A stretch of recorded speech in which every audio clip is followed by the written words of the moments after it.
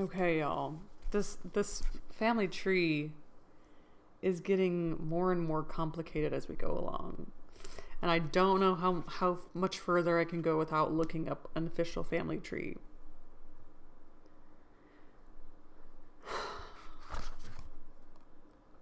Hindley. We'll just keep, maybe all in due time, I'm sure. We're reading Wuthering Heights. We're on chapter 5. This beautiful book, beautiful, gorgeous book, chapter 5. We're hearing a story told from the servant of the Heathcliffs. No, the Earnshaws. We're hearing a story from the servant who is now Mr. Lockwood's servant, who used to be Mr. Earnshaw's servant. Mr. Earnshaw had a son and a daughter, and then he adopted Heathcliff, a person that they named Heathcliff, after a son who had passed away. Then Mrs. Earnshaw passed away, and Hindley and Cathy and Heathcliff are brother and sister, but Heathcliff is adopted. And that's all I know. In the course of time, Mr. Earnshaw began to fail. He had been active and healthy, yet his strength left him suddenly. And when he was confined to the chimney corner, he grew grievously irritable. And a nothing vexed him, and suspected slights of his authority nearly threw him into fits. This was especially to be remarked if anyone attempted to impose upon or domineer over his favourite. He was painfully jealous lest a word should be spoken amiss to him, seeming to have got into his head that the notion that, because he liked Heathcliff, all hated and longed to do him an ill turn.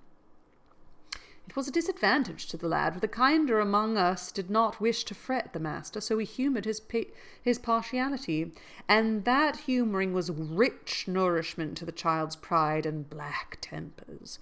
Still it became a manner necessary. Twice or thrice Hindley's manifestations of scorn, while his father was near, roused the old man to a fury. He seized his stick to strike him, and shook him with rage that he could not do it.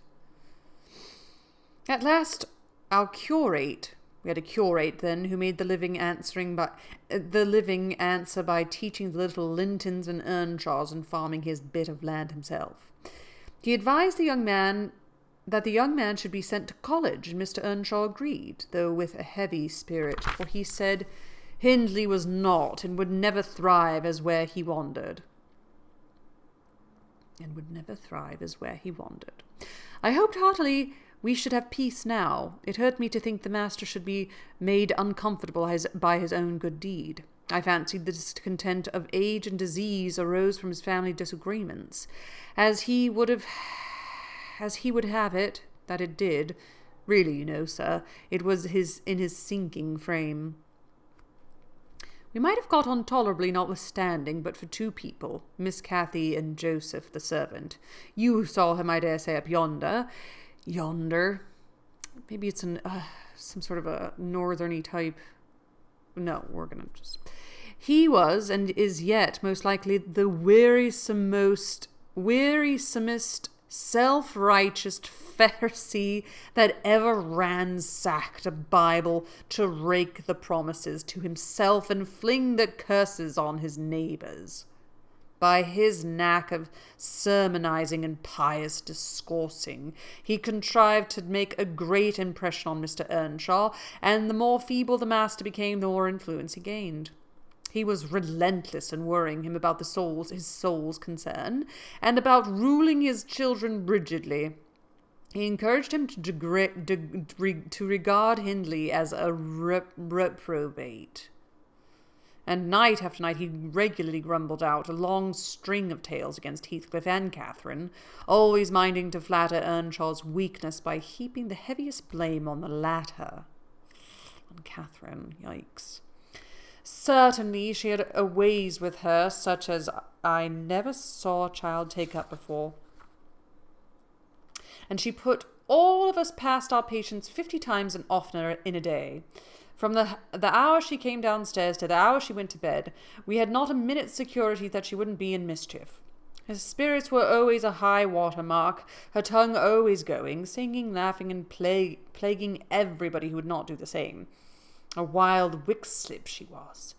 But she had the bonniest eye, and sweetest smile, and lightest foot in the parish. And after all, I believe she meant no harm, for when once she made you cry in good earnest, it seldom happened that she would not keep you company, and oblige you to be quiet that you might comfort her.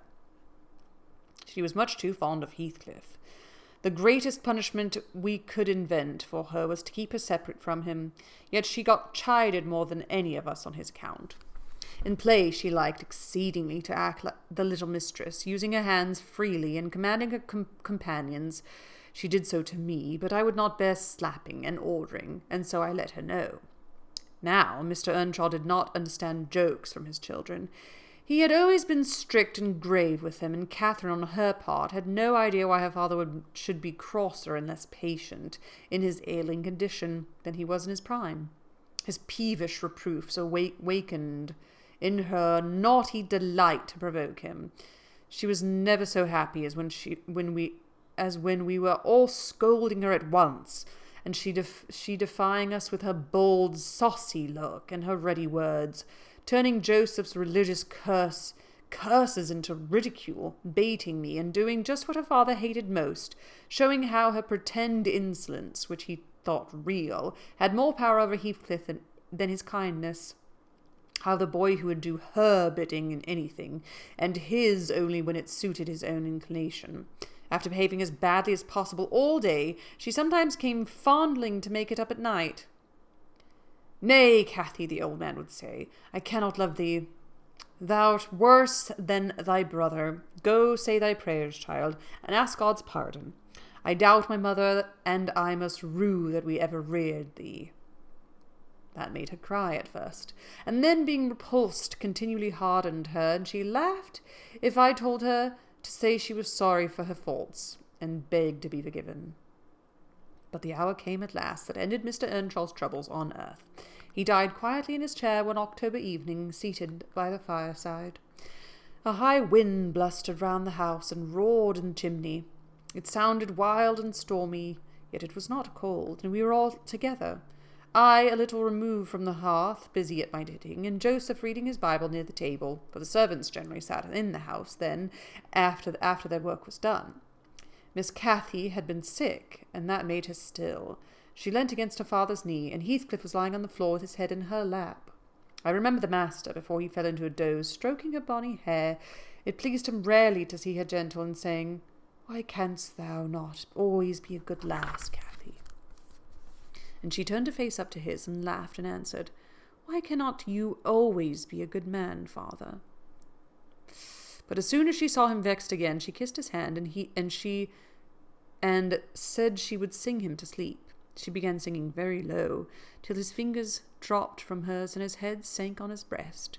Then I told her to hush and not stir, for fear she would wake him. We all kept as mute as mice as a full half-hour, and should have done longer, only Joseph, having finished his chapter, got up and said that he must rouse the master for prayers in bed. He stepped forward and called him by name and touched his shoulder, but he would not move, so he took the candle and looked at him. Shoulder. I thought there was something wrong as he set down the light, and seizing the children each by an arm, whispered to them, "Frame upstairs, and make little din." They might pray alone that evening. He had somewhat to do. "I shall bid father good night first," said Catherine, putting her arms round his neck before we could hinder her. The poor thing discovered her loss directly. She screamed out, "Oh, he's dead, Heathcliff, he's dead!" And they both set up a heart-breaking cry. I joined my wails to theirs, loud and bitter, but Joseph asked what we could be thinking of to roar in that way over a saint in heaven. He told me to put on my cloak, and run to Gimmerton for the doctor and the parson. I could not guess the use that either would be of then. However, I went through wind and rain, and brought one, the doctor, back with me. The other said he would come in the morning. Leaving Joseph to explain matters, I ran to the children's rooms. Their door was ajar. I saw they had never laid down, though it was past midnight. But they were calmer, and did not need me to console them. The little souls were comforting each other with better thoughts than I could have hit on. No parson in the world ever pictured heaven so beautifully as they did in their innocent talk. And while I sobbed and listened, I could not help wishing we were all there safe together.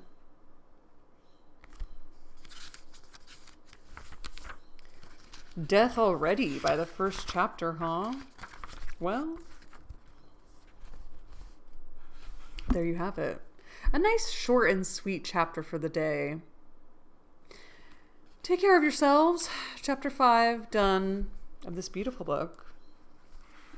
Thank goodness no new characters were introduced. Because I can't handle another character. Maybe... Is that... No. I'm fine. Happy reading to you all, and ta-ta.